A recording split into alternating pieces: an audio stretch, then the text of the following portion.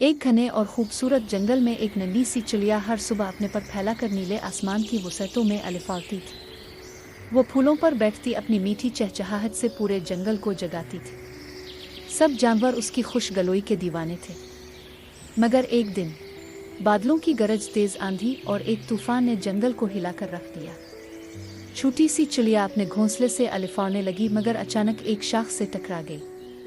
इसके पर जख्मी हो गए। वो जमीन पर गिर गई, कमजोर और बेबस। और सब जानवर बस दूर से देखते रहे, कोई आगे बढ़ने की हिम्मत ना कर सका। इसी वक्त एक नर्म दिल हिरन वहां से गुजरा।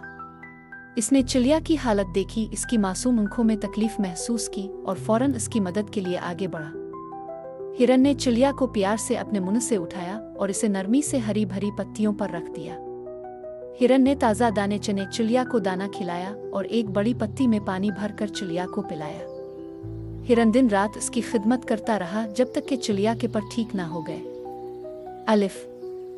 चंद दिनों बाद जब चिड़िया दोबारा अलिफाने के काबिल हो गई, इसने अपनी मीठी आवाज में हिरन का शुक्रिया अदा किया और कहा, तुम सिर्फ एक हिरन नहीं, तुम मेरे लिए फरिश्ता हो। ये कहानी जंगल के सब जानवरों के दिलों में बस गई और सब ने सीखा कि असल बहादुरी ताकत में नहीं, दिल के प्यार में होती है।